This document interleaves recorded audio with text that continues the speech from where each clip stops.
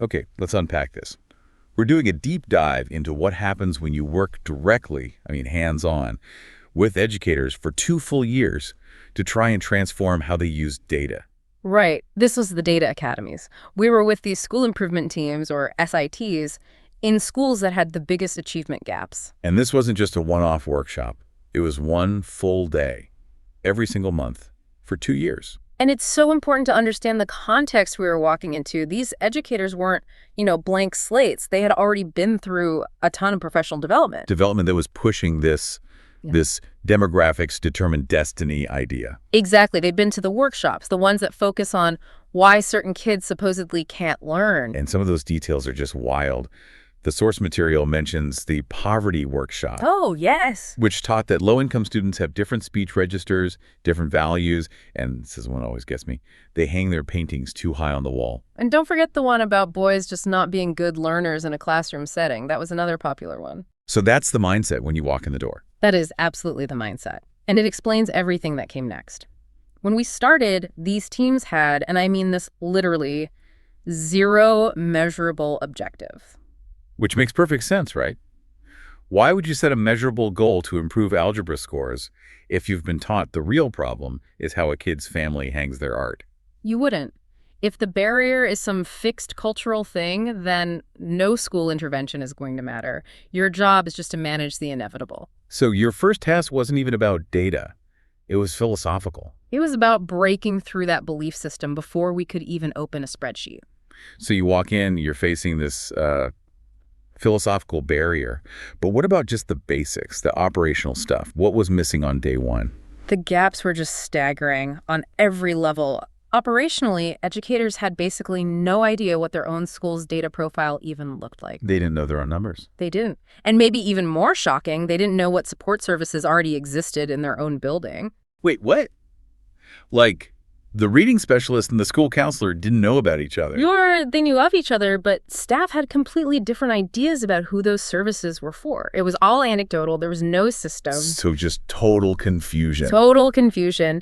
They knew the fads from the workshops, but they had 0 knowledge of actual research on what improves student outcomes. It was all demographics, no action. It sounds like not just a skills gap, but almost like institutional amnesia. It was. And that led directly to the skills gap. We're talking basics. They couldn't write a SMART objective, specific, measurable, Relevant, time-bound. They didn't know how to use Excel. And when we gave them a needs assessment, more than 1/3 of these team members said they only had a feel for what percent an average meant. A feel for the core metrics of their job. That is genuinely alarming. It is. And we thought, okay, maybe this is just this group. So we surveyed every school counselor in the entire state. Yeah. Same result, identical. Yeah. It was a systemic crisis in basic data literacy. So before you can even analyze the data, you have to teach the language of data. Is that where the fruit metaphor came in? The apples and oranges? That's exactly it. We had to create a shared vocabulary, a simple way to separate what's changeable from what isn't. So an apple is. An apple is something you can change. Passing a class, learning to read, mastering a skill, that's an apple. An orange is something you can't change. A student's race, their family's income. And what was a mango? A mango was a policy, a system-level thing, like needing a teacher recommendation to get into an advanced class. The whole goal was just to get them to stop treating oranges like they were apples. To stop blaming the unchangeable for what was, in fact, an instructional or policy outcome. Precisely. And you could see how deep that confusion went with this one exercise we did. The subtraction problem. Yeah. We'd ask, if 12% of your low-income students can't read, how many can read? Which is just 88%. You'd think. But so many of them couldn't make that cognitive leap. They were so locked into the deficit mindset, they couldn't flip the script to see the success. And that deficit mindset, that leads to the deepest layer of the problem, right? The belief gap. The belief gap. This was the most damaging. It was a profound misunderstanding of what at-risk even means. How are they defining it? They believed that if you were, say, a high-achieving student, but you belonged to a demographic group that had, on average, more struggling readers, Okay. then you personally were at risk of forgetting how to read. So your success was seen as fragile, unstable, Just because of the group you belong to. Exactly. They categorized the student, not the skill. We even had a superintendent who believed this. It was just accepted as professional wisdom. And this wasn't just some abstract belief. It was being put into practice. This brings us to the secret mentoring program. Yes. This is really the emotional heart of the whole story. At one of these schools, they'd already started their own program based entirely on that poverty training we talked about. And the program was what? Staff members were told to secretly select a low-income student to mentor, but the goal wasn't academic help. The goal was to change them, to correct their supposed cultural deficit. And you found this out because your statistician was given their internal surveys. Right. They weren't meant for analysis. They were just documentation. And what was in that documentation was, it was extremely alarming. What did it say? One staff member documented in writing her efforts to change a second-grade boy who she decided might be gay. A second grader? What possible evidence could she have for that? Her written evidence was his wrong speech register and the fact that he was, and I'm quoting, genuinely interested in what girls had to say.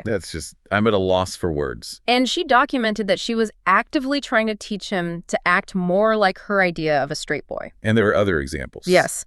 Another staff member was trying to change their mentee's spiritual beliefs. They were writing all of this down, using the training as their justification for trying to modify a child's core identity. So then your team pulled the actual academic data for these kids being mentored. We did. And what we found was that nearly all of them were already successful students. They were doing great in school. They didn't need intervention? They didn't need academic intervention at all. They were just selected because they fit a profile. And the targeting, it was something else. This school had a very small minority population. But almost all the mentees were minorities. Almost all of them. So we asked, how did you pick them? And what did they say? They admitted they just looked at which school buses had the most minority kids on them and picked students from those buses. Wow. So once you have this information, this documentation, what do you do? Well, we had to sound the alarm. We wrote a formal letter to the district. We documented the use of subjective and sensitive criteria, sexuality, spirituality, without any parental consent. We laid out the massive ethical and legal risks. And that led to a meeting with the principal. It did. And she was truly well-meaning. She honestly thought she was helping kids. When she saw the data, the fact that these mentees were already high performers, she was just floored, stunned. And that's when she admitted something pretty profound. That's when it all came out. She confessed she would never recommend a minority student for an advanced class no matter how high their test scores were. Why? Because she'd been taught in these workshops that minority students just struggle in rigorous courses. She thought she was protecting them from failure. In reality, she was protecting the achievement gap. And the key to that moment was who else was in that room. Yes. The head of elementary counseling and the head of professional development for the district. Both were Black women, both had kids in the system. They were sitting right there. And they heard an administrator say she would block students who look like their own children from opportunities regardless of merit. They were shocked, horrified. They saw right there how this belief system was actively suppressing kids. That was the turning point. That's when the data becomes undeniable. It is. After that, we surveyed the staff. It turns out a lot of them thought the whole program was nuts, but they were afraid to speak up. The data gave them cover. It gave everyone cover to do the right thing. The principal saw the evidence, and she was ready to change. We taught them how to use data, how to separate apples and oranges.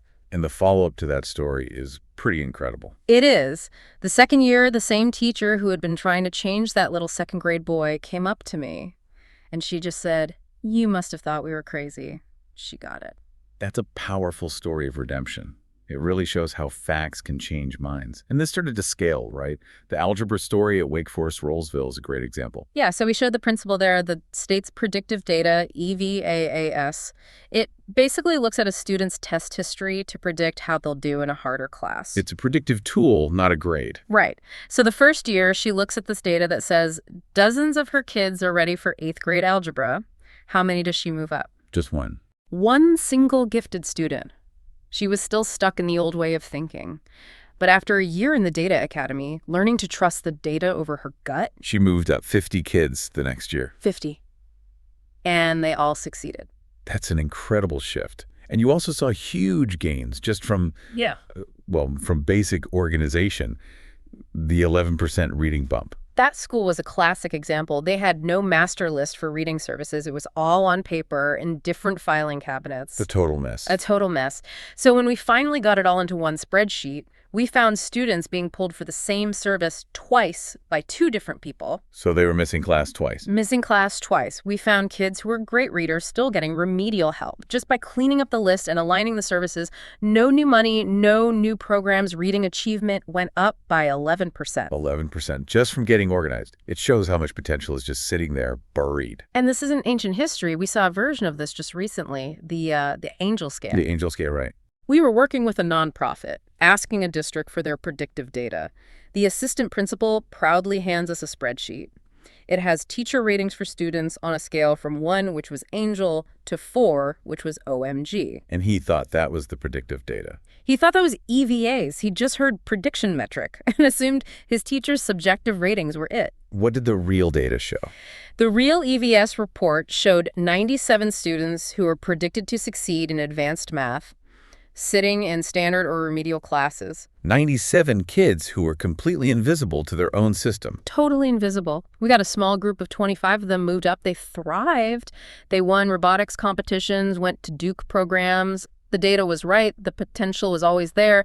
The system was just using a faulty metric that hit it. So when you pull it all together, what does this all mean? Yeah. It's not just one gap. It's a whole stack of them. It's a devastating combination. You have a lack of access to data, a lack of statistical literacy, a lack of conceptual frameworks. And all of that is built on top of these other harmful frameworks that have taught people that some kids just can't learn because of who they are. And every single layer reinforces the others. If you truly believe demographics are destiny, you have absolutely no reason to go look for the data that would prove you wrong. But when they see it, when they learn to use it, transformation is possible. It's the only thing that works. It provides the objective proof you need to break through those deeply ingrained, harmful beliefs. Our sources show that even a decade later, these same basic problems persist in new districts. Which brings us to the final thought for you, our listener. Given that objective data seems to be the only path to disrupt these kinds of assumptions, think about this. What core metrics in your own field, in your organization, are you relying on? Is it possible you're using an angel scale, an outdated belief system dressed up as data? What's the one fundamental assumption you've been afraid to really test with objective facts?